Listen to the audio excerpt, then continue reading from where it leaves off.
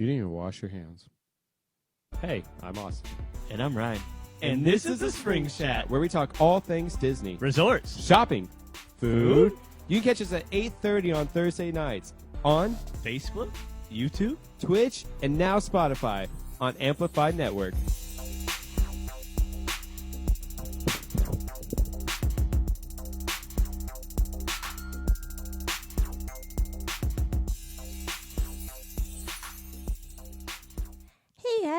Thanks for joining us here at the Amplified Network. Your show will begin in just a few minutes, but first I want to go on ahead and shout out to our awesome sponsors. First, we have the Mouse Merch Box. It is an official Disney subscription box. It is $60 quarterly if you subscribe, or $70 per box. It's going to come with $120 to $150 worth of exclusive Disney apparel and merchandise, so definitely check that out. If you do decide that you want to check them out, we do have a coupon code for you. Coupon code is going to be Springs20 for 20% off of your order. Next, we have the Great Adventure Supply Company. Great Adventure Supply Company is really cool. They have a bunch of 80s and 90s themed pop culture themed Disney and theme park apparel. So if you're like me, you miss the 90s, you love that style. They recently released some new exciting additions to their store. Be sure to check them out. And we also have a coupon code for the Great Adventure Supply Company that's going to be Magic15 for 15% off of your order. So thank you so much for joining us. We greatly appreciate you and our sponsors. So stay tuned here on the Amplified Network. Your show will be coming up soon.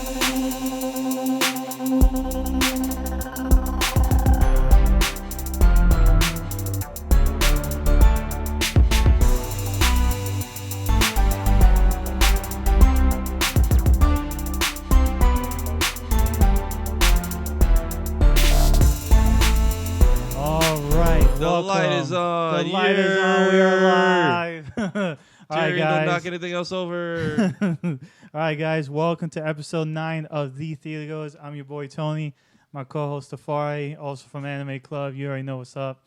Episode 9, part 1, Aladdin. We're covering the animated movies this time around. Catch us on this Thursday at 8 o'clock when we talk about the live action. All right, so I'm already back in my nostalgia mode just because, like, don't get me wrong, my favorite Disney movie growing up was The Lion King.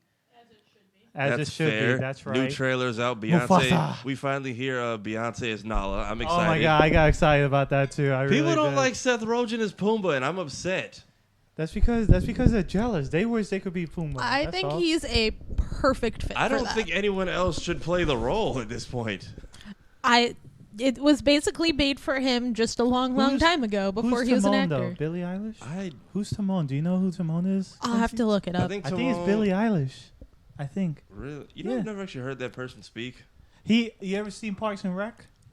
Yeah. The last few scenes, he's that one that goes, with the one eye that's like this, and he sometimes goes nuts. Oh. Why is everybody looking at me? Oh my god, I need a nap. You know, I do that guy. appreciate him. Yeah.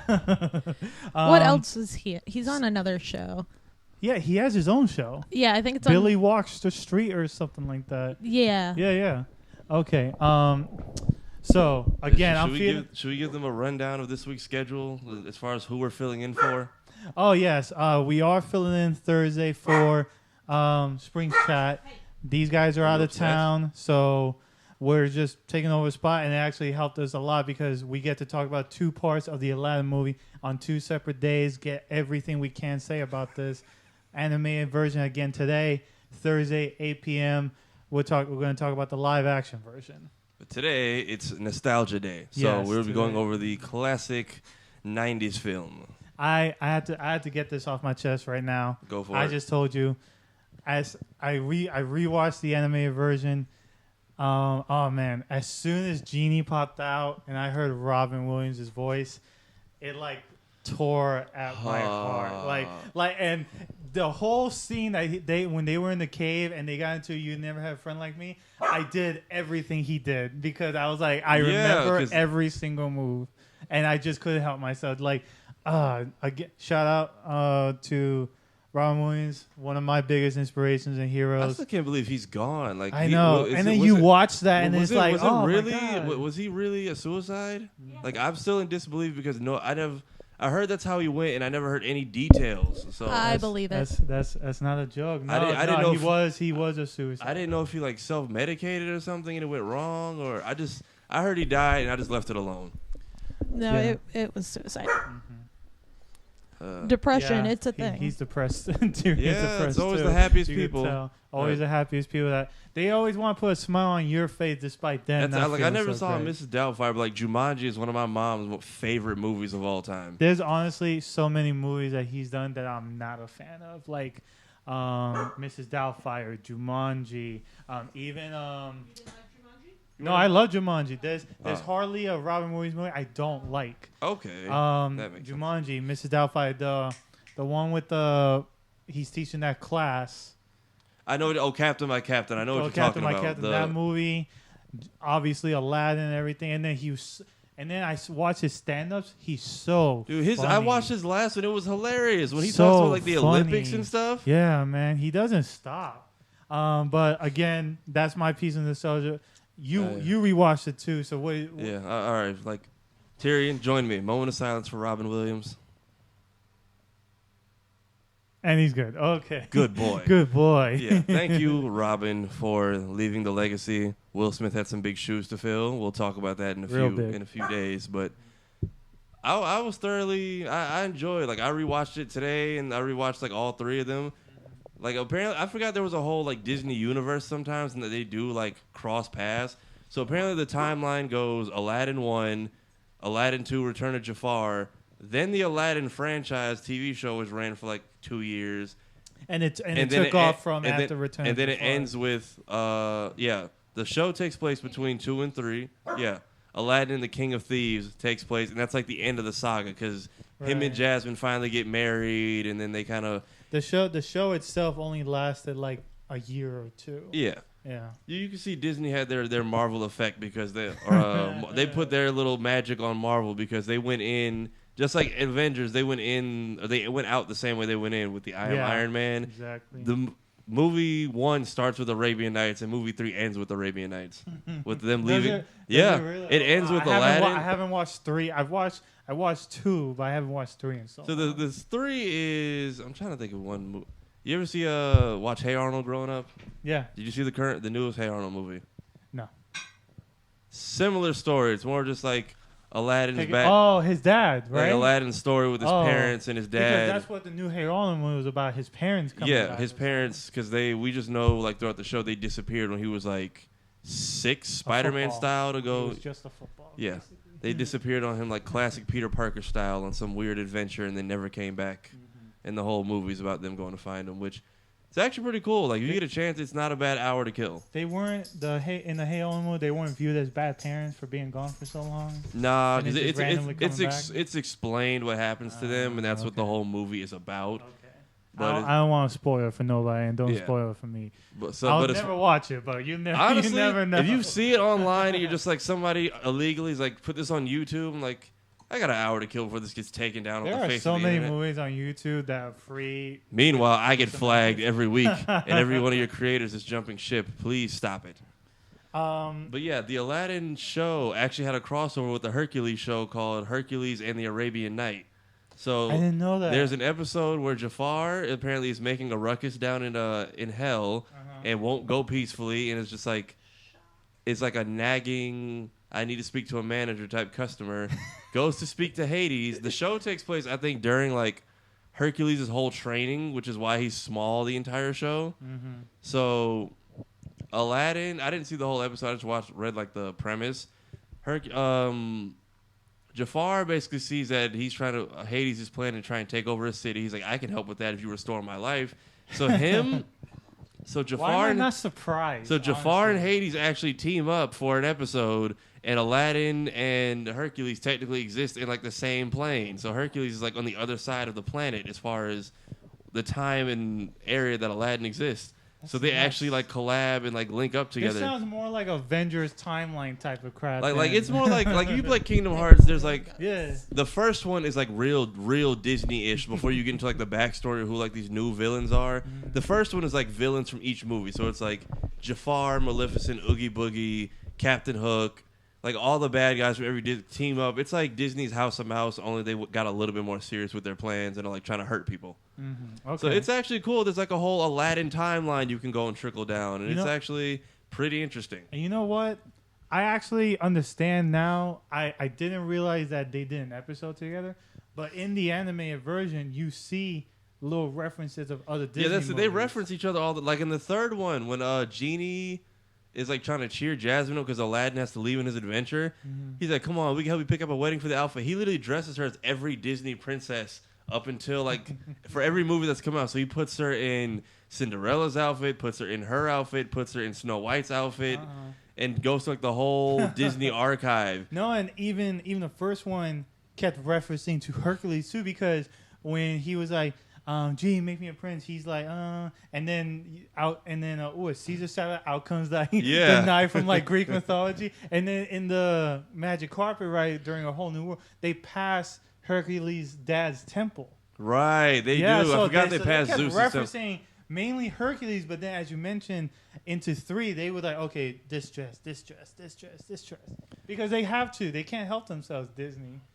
Honestly, I always like the like small little tidbits like that they did where they kind of crossed everything together because it always made it like more interesting. It made you want to go back and watch like the other films just to see like how well they handled that property and like merging that entire universe together. Like I like that there's all the theories, like the fact that Frozen and Tangled are like in the same universe. Don't get me started on that. Oh god. and the fact that like it became canon because like some animators slipped it in there without anyone noticing, and then someone like tweeted at them and they're like, I guess this is official. Because you see the two people from Tangled walking in Rapunzel. I love Tangled though. Yeah, you see Rapunzel and I'm blanking on Flynn walking into the castle when they first opened the gates in Frozen. And somebody tweeted Disney's like, is that Flynn and Rapunzel? And they're like, I guess it is. Congrats. Frozen and Tangled are now connected. But yeah, Aladdin, great film. The first one. Yes, the first one. Domestic gross, $217 million in just the U.S. Worldwide, $504 million. On a budget of only $28 million. Which is huge for an animated film in the late 90s. When you think about how much ticket prices are jacked up right now. It basically made like 100% of its budget just on domestic. Yeah. Like, you guys don't understand. Well, maybe you do understand. Everyone knows money.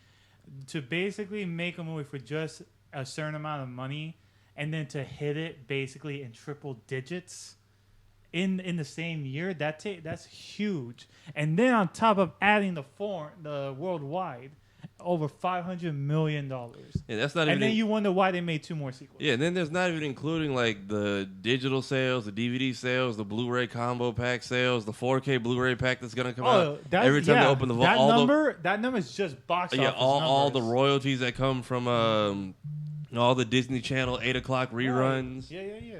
So yeah, they have like a whole 3-disc box set you can get apparently at the regular Aladdin, the original Aladdin, Return of Jafar, and Aladdin King of Thieves, which is weird because apparently a lot of the the cast didn't come back for the second one.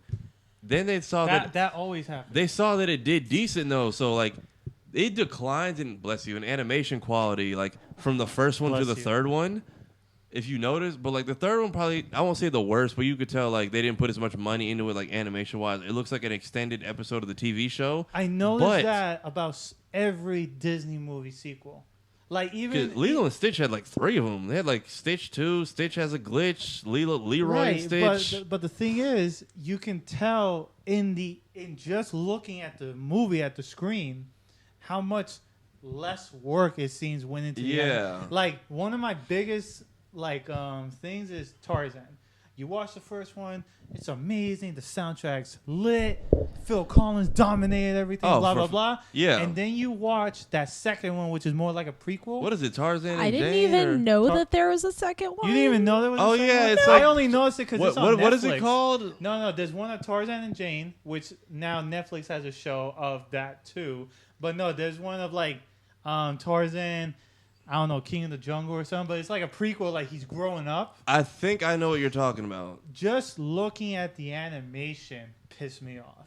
Like you could just tell the lack of effort. You know what I'm saying? Like the lack of detailing that went into it too. And the same thing goes for I'm Not Afraid, Mulan. I love Mulan. The second one had the second one was terrible. The second one was just them preparing for their wedding too, right? Like basically, there was nothing action-ish about that movie. But again, the animation is what stuck out to me. Of course. Like the lack of detail and like how everything was so much more broader and like just bland. That's the thing that sticks out with these animation movies, and people think no one notices that. You know, that to me baffles me. I think that's more of like a cash grab for the kids who love the first franchise films, and they're like, okay, we got to go grab the rest. I can now like put in the subliminal messaging for you to go nag your parents and make sure they buy you all of them. You could tell the downgrade it went through from because you could pick up the sequels like at Walmart or like Best Buy anytime. But the originals you got to wait for the vaults to open up. You know how long I looked for Aladdin or the Lion King because of the new stuff. Now they're kind of reselling everything. Yeah. But you know how long I looked for Aladdin and it was never in store. King of Thieves, yeah. Return of Jafar, yeah. But not Aladdin, the first one. I had to order that shit off of Amazon to finally have it. And I'm not afraid. I got it before even this whole Aladdin live action mess started, and I loved it. I mean, you could get Disney Plus for $6.99. You get everything. And all these new MCU shows that apparently are going to affect like our main timeline to keep up. Yeah. You had me at MCU shows. Okay, so 504 million just from the box office, and it was nominated for 5 Academy Awards. Yeah, overall, I know there's like 1,000 throwaway awards that people don't watch, but plus it wasn't even nominated for Best Animated Feature, which I don't think was an award then. Was that a relatively like newish type one? I wouldn't say newish, maybe just like in the last 10 years. And this is 1992. It says 2 Oscars, another 30 wins, and another 22 nominations. Yeah, that's like Golden Globes, Emmys, and stuff. So the Academy Award it was nominated for was sound editing, Best Original Score, and 2 songs for Best Original Song, which were A Friend Like Me and A Whole New World. And they won A Whole New World, and what was the other one? They won for original score under Alan Menken. Best original, which I believe his first score in the film I think is Arabian Nights when it opens up with the guy trying to hustle you right at the beginning of the film, and then breaks into song, which is funny because it also ends with him on the third one. Like he's trying to sell merch of like the royal wedding, and then he's the one singing Arabian Nights as they all leave the palace. And then what was I gonna say? Just the fact that, and what I just realized about the awards they got nominated for, they weren't against other anime movies. They were up against major movies. I'm trying to think what other movies came out around that time. What I can't name a few off the top of my head, but just like the fact that it went up against major hitters as well in that category. It wasn't up against other animated movies, you know. What you got? I'm looking at major movies that came out in 19. A Few Good Men, Home Alone 2, Sister Act. I've never seen Wayne's World. I've only It seen is like so good. It's so ridiculous, good. but I I've love only seen it. like bits and pieces of it. Alien 3, My Cousin Vinny, Reservoir Dogs. That's a lot of movies, dude. I don't think The Mighty Ducks, Beethoven, Batman Can't Oh, Jump, Mighty Ducks. Batman Returns. No, that sucked. The Mighty Ducks, Basic Instinct, Wayne's World again. Three Ninjas. Hey, that's my shit. I've heard That's my so many shit. good things about Three Ninjas, but I never got. That's my shit, man. I love Three Candyman came Ninjas. out in '92. A League of Their Own, Universal Soldier. Malcolm X. Okay. The Muppets Christmas Carol. Chaplin. Okay. It's safe to say there were a lot of good movies. Yeah, there was And some. now There I'm are some having classics. flashbacks to my childhood. There's. You like A League of Their Own? Yes. I love that movie. It's so good. Didn't They filmed it in North Carolina here, where I grew Oh, really? Oh, that's Nice. awesome. Did you get to meet Madonna? No, I No. was like 5. Oh, well. didn't Three Ninjas get like its own arcade game or something? No, I didn't get its own arcade game, but they got 3 more movies. Did Like- it? Like a 2, a 3, and a 4. And the 4th one had Hulk Hogan in it. Really? Yeah, dude. I swear I remember there being like a Three Ninjas I like can- NES game or I Sega can- game I or can- something. I can tell you the movies right now. 3 Ninjas. 3 Ninjas. Kickback. I don't know the 3rd one, but the 4th one is 3 Ninjas High Mountain because that's the one that had Hulk Hogan in it. Only the first 2 had like the same people for the most part, and then 3 and 4 kind of ventured off into like other people. Yeah, I usually like the follow-up films, like King of Thieves was okay. Return of Jafar was cool because I like the way they incorporated it into the Kingdom Hearts story. Like the fact that you actually have to get Genie Jafar is like a boss fight. It's actually pretty dope. And then they handled his death like less violently than the movie did, with him like his lamp melting into the lava, and that's how they got rid of him because he had nowhere to go. And then he legit ends up in hell. You find out afterwards. As he should. But you find out apparently all Disney villains go straight to hell with Hades. Like, And As they should. I gotta tell you right now, I feel really bad because out of the animated movie, and you had the same problem with the live action. I'm gonna call you out for this. Yeah. You had the same problem with the live action for the animated movies. I don't really know who the voices are besides Robin Williams. I know we're putting up the picture for the live. oh show yeah, now, I put up the I just went to like top billing, and then I looked on IMDb like in the when I was like driving on the way here, whenever I was like pulled over at like red lights and stuff. because they did. Besides Williams, the rest of them didn't really do much, right? Except for he was the one that stand out. I feel like Disney made had the this. movie, I feel like Disney had this strategy back in the day. If you get a top billing comedian, your movie's gonna sell. Aladdin with Robin Williams and Genie, Mushu, Eddie Murphy from Mulan, and then of course DreamWorks did the same thing with Shrek. Danny DeVito and Hercules. Right. The Rock and Moana. He's not Yeah. a comedian. He's just funny. True. And plus, he can sing, and he's The Rock. Why would anyone hate him? Your 2 cents. The madam? only other person that like I really recognize who was voicing anyone in the animated one was the guy who voiced Aladdin was on Full House at the time, which is kind of similar I to. knew he looked familiar. Yeah, and that's kind of similar to He like looks like Bob Lion. Saget's cousin. Yeah, like Lion King. They had Jonathan Taylor Thomas because he was Right. like kind of big at the time. And plus, he was And- like heartthrob, basically. I had But posters. he was Simba, right? Wasn't he? Yeah, he was Younger Simba. Yeah, it was. But yeah, so I think that's one of those. They're like, oh well, this is like an actor who like a lot of the kids will recognize, and then a comedian who, you know, the parents are like, oh, okay, I'll sit through this. I'll tell you what, too. I understood some of the adult jokes that were in That's the always the animated best movie. when you always the rewatch best. it. Like, That's the realize, best- like, oh That's damn, the I didn't best realize thing. they said that. Like when I watch like classic Cartoon Network show, like people get mad about like, you know, the whole Arthur thing and all that other stuff. It's like I understand where people are coming from, and I kind of agree because there were like adult jokes in our kids' cartoons, but they were hidden so well you don't realize until you come back 20 years later. Like when I watched Powerpuff Girls and they made, I forget which episode it was, but they made a friend in class. And they're like, here's the professor. He made us by accident. And the girl just goes, it's okay, professor. My parents said I was an accident, too. Oh, my God. Like, I watched that 10 years later. I was like, whoa. I saw that exact scene in a clip not too long ago on Facebook. You know which show, which apparently was like one of the dirtiest? Which one? Courage the Cowardly Dog. Really? They made a lot of adult jokes in that one. It was like this. Like went right over my head. That was me with the fear factor of that show. Like I wasn't scared. I realized there was a lot of weird and interesting things going on, but I would never like Fear Factor, the show on with Joe Rogan. I just mean like how people were like, this show was so scary I had to turn it off. I was like, when? Like it was creepy, but I liked that they were creepy but cartoonish about it. Like it was. You had that in the Grim Adventures of Billy and Mandy, which had two kids. That show gave me the creeps. I didn't really? like that show because one.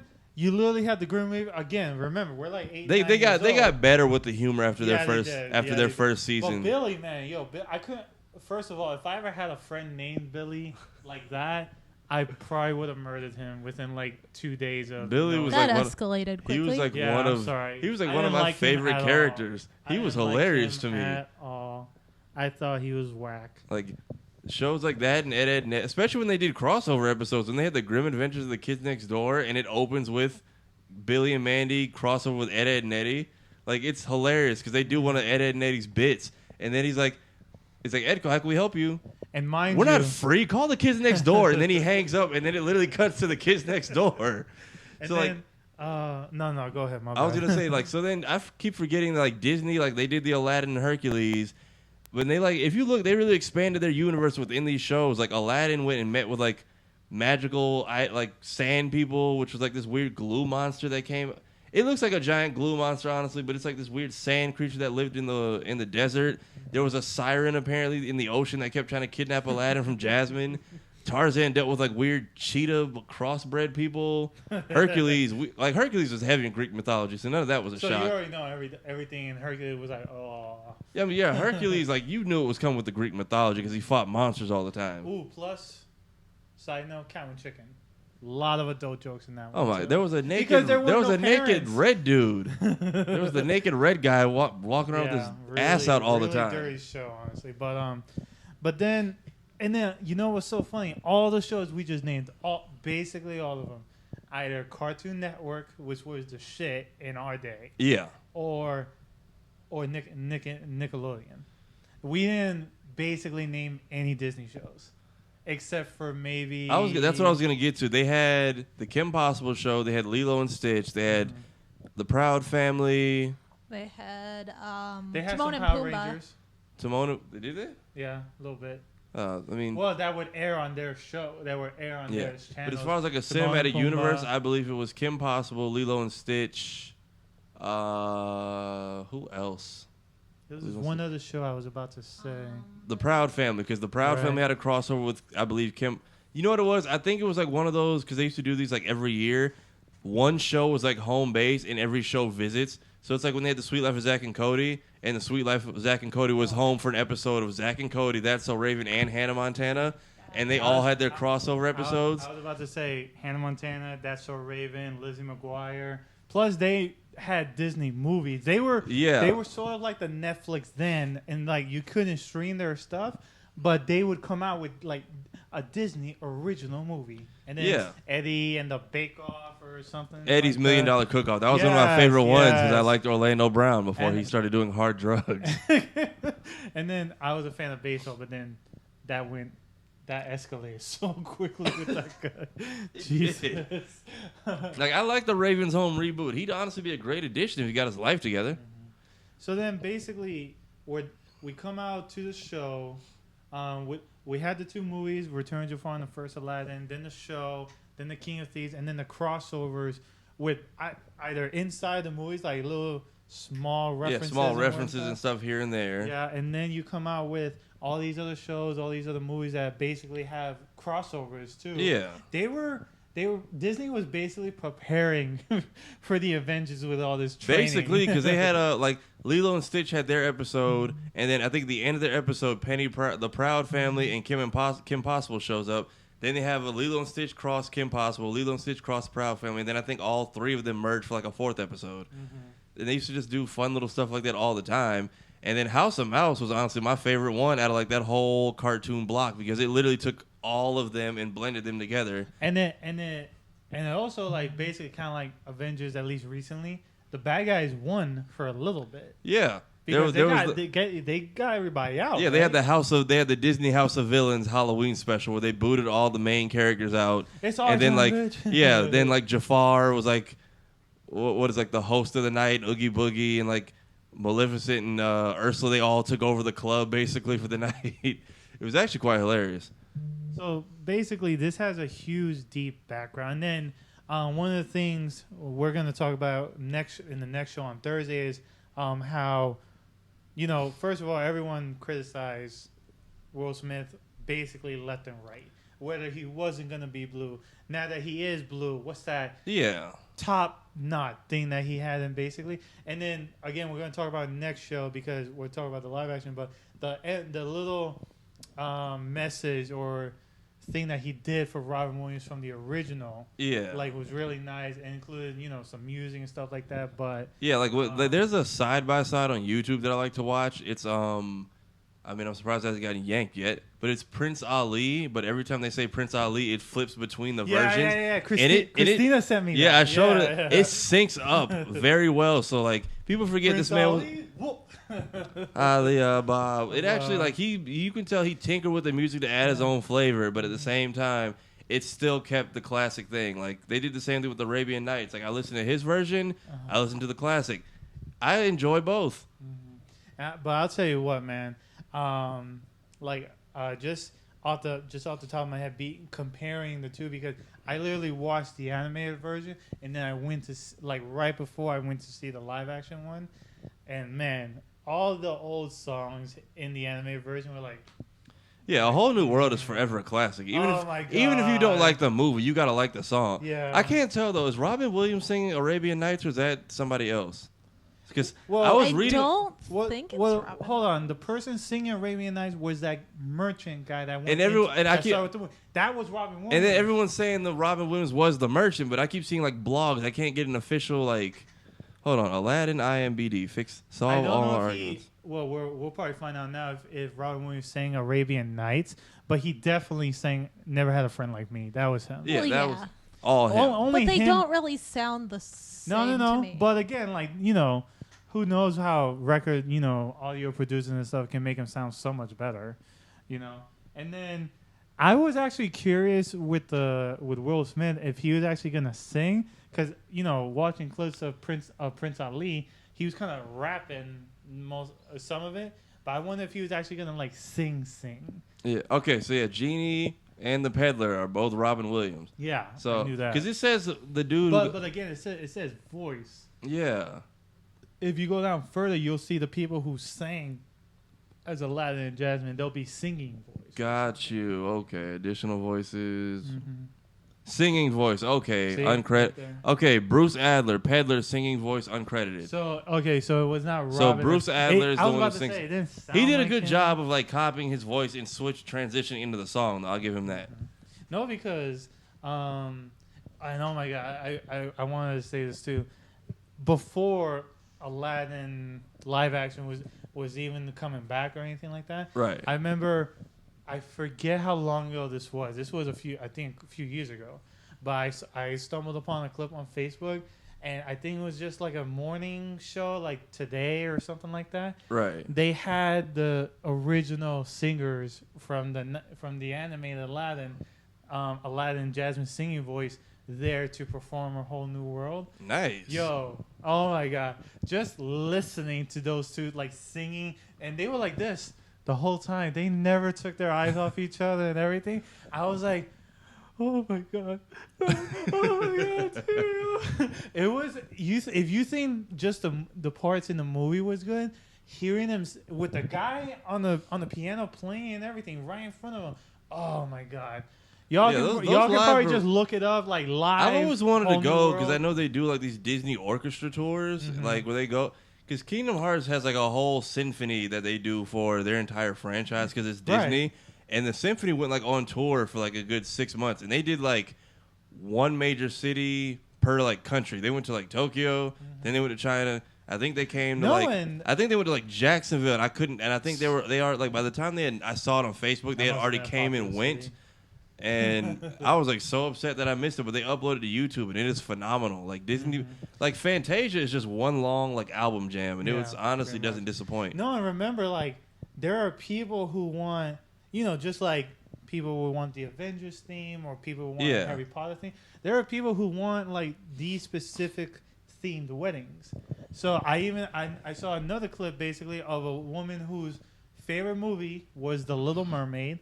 And the voice of Ariel showed up at her wedding. It wasn't. You got to make bank. It was recent. It was like the last year. You got to make bank doing appearances like that. She didn't have a Little Mermaid themed wedding because that would drive anyone nuts. But no, her favorite movie was The Little Mermaid. Didn't she like show up and sing at the wedding? Yeah. Like the guy was wearing. I don't even remember. The guy was wearing like Mickey Mouse gloves because I think they did the wedding at a Disney like property or Disney thing. That would probably explain why I know that this happened. So they probably had her on speed dial, like you got booked. That's what I'm saying. So not only do the actors or the voice actors themselves, but the singer, they get gigs like that too. So like, do you know who this is? And the only one who knew who the woman was before he introduced her was the girl, because she was like, oh my god, no. But then the guy was like, for anyone who doesn't know who this is blah blah blah, the singing voice of Ariel. Everyone goes, oh my probably god. Stole the whole show. Like, forget the wedding, I want to go talk to her. No, as soon as she started singing, what's that song in The Little Mermaid? Part of Your World? Yeah, Part of Your. She started singing that. Everyone's like this. Oh my god, crying and tearing up all over again. The bride couldn't take it. She almost like ran mascara down her face. It was so bad. It was a beautiful mess. It was a beautiful mess. But that's my point, because they don't just get these. I think Disney hooks them up with these things. I believe it, honestly. You probably, once you're in like the world of Disney, you kind of keep that connection for life unless you do something real crazy. And I'll tell you what, out of all the Disney movies we probably seen growing up, I still to this day, from like the beginning, Jasmine's my favorite princess. You think so? That's like, if she was real, oh my god, I'd make her wifey instantaneous. I don't know if I have a favorite princess yet, although I did like all their cameos in Ralph Breaks the Internet. That was really well and they done. got all of them to come back except for I think one of their voice actors passed away, and I believe it was Pocahontas. I'm not sure. But Pocahontas was there. Right. No, I'm saying but just a different they voice were all actor. there, but I know one of the classic voice actors for like the original film is like dead and gone, so they had to get someone like similar to replace her.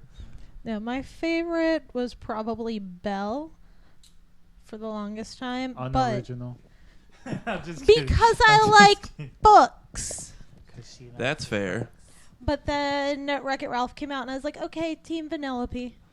It was funny to me, like all the tweets when the trailer first dropped, and everyone just like, what was it? The funniest tweet to me was like, yo, Cinderella really broke her glass and held it up to Penelope. She really is that bitch. She was ready to cut somebody on Didn't sight. Somebody break That like was a bottle. She had her glass slipper and just went, and just held it up. Somebody said Cinderella was really ready to cut somebody on sight in a kid's film. You trying to take my kingdom? I don't think so.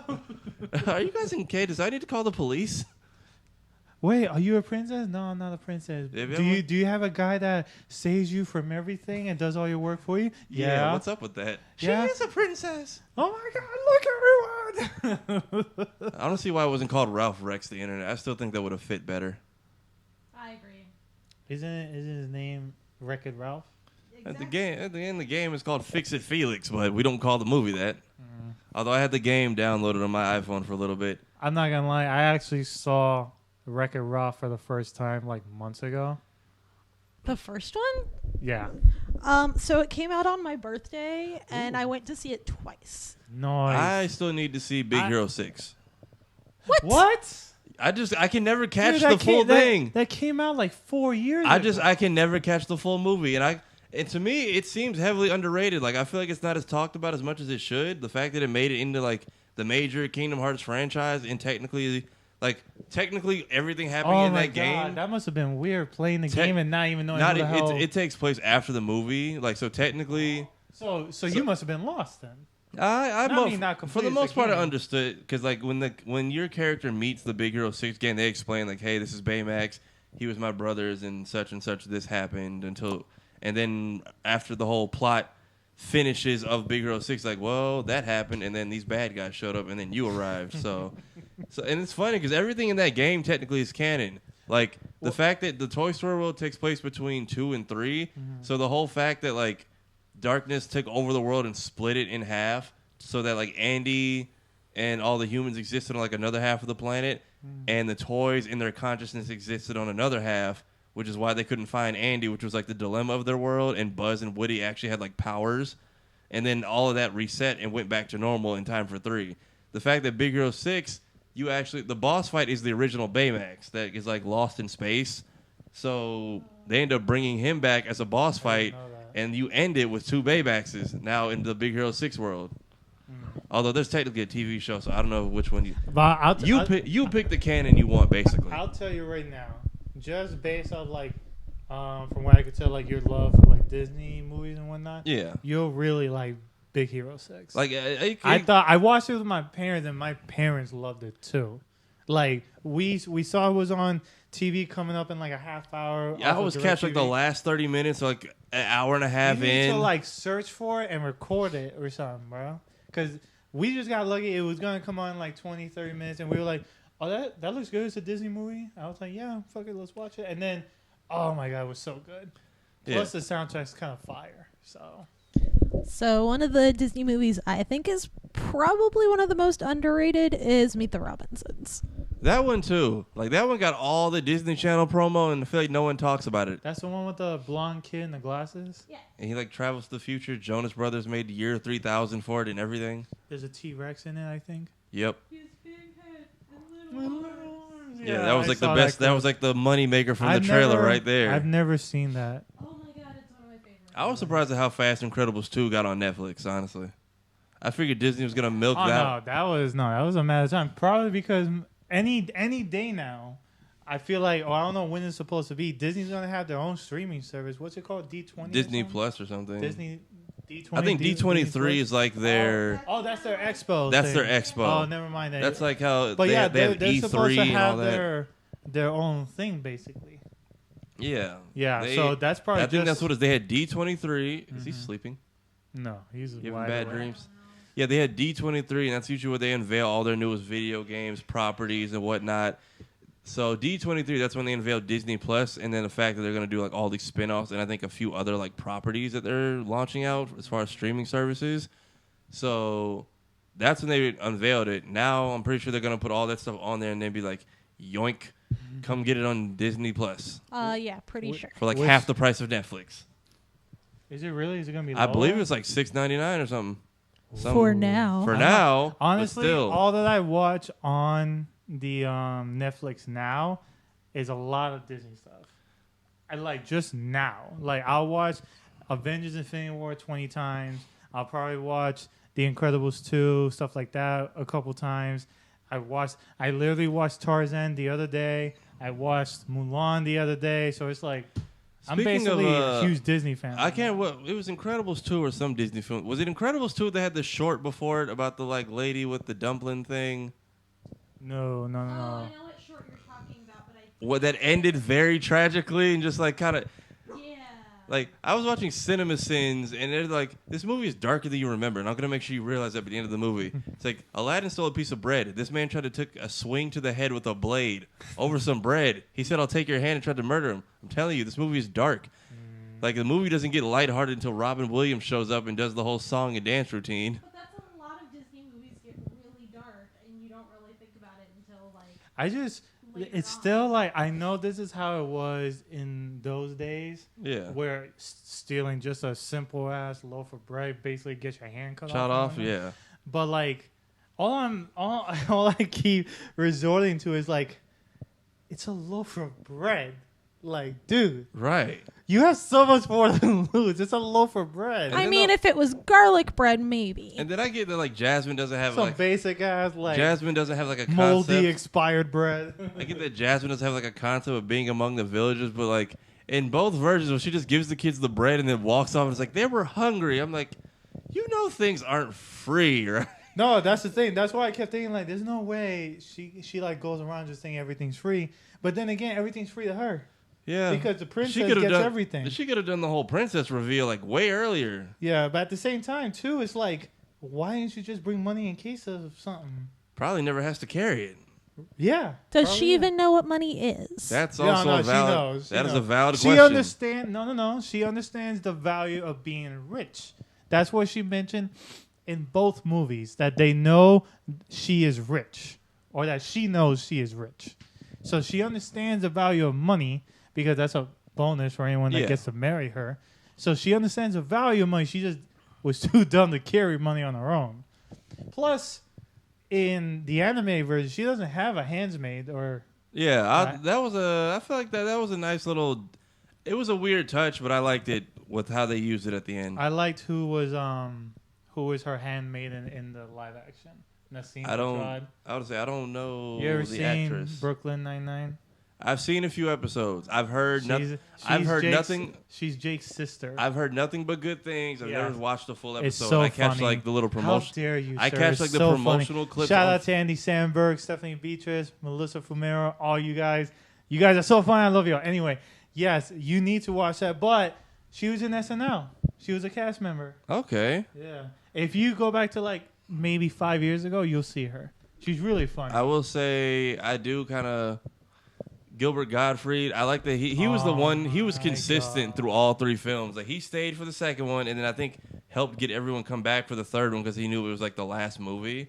Apparently there was a fourth one they were gonna try to spin off and do, but I think it like died in pre-production because they saw the success of the third Cinderella film. I cannot stand Iago. Me I neither. was like sadly, I was happy when the tiki room caught fire and they had to take Iago out of it. Yeah, I hate Iago. As a kid, I kind of didn't pay attention to Iago, except obviously when he talked, but the voice didn't get to me then. Yeah. Now the voice gets to me. I think now he's. it's like. Have you ever seen the YouTube video Gilbert Gottfried reads 50 Shades of Grey? It is. Oh my! It is. I heard about I think that. it's a college humor sketch, but it is hilarious. You're right. You're right. It is a college. It's a college humor Oh sketch, my God, and worst thing I've ever heard in my life. Funny. If you have 5 minutes, just go watch. But no, his character and the fact that like Iago talks is like a major plot point in the TV show. The second movie, like it wasn't much of a factor in the first movie, but the second and third, Iago and the fact that he can communicate with humans is a major factor.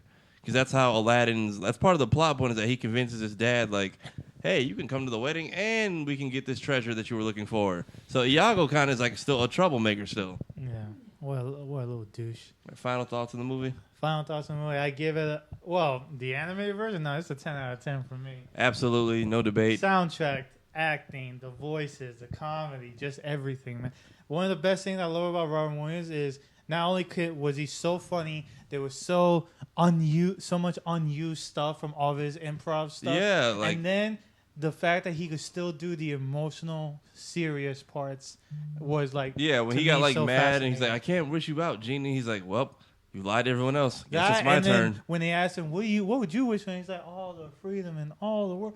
Oh my God! So he did a good job making Genie into like one of his many characters, and we'll always love him for that. Robin Williams, rest in peace. Mm-hmm. 10 out of 10 movie. We will talk about the live top action. 3 animated movies of my life, that's for sure. I have my top 5. It's not up there, but as far as like Disney films, it's up there.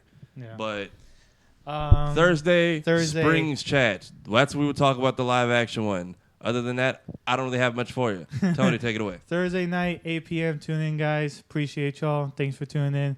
Tony, Tafari, we out. Thank you so much, guys. And 60 minute suspension is coming up next. 60 minute suspension up next. The Anime Club tomorrow.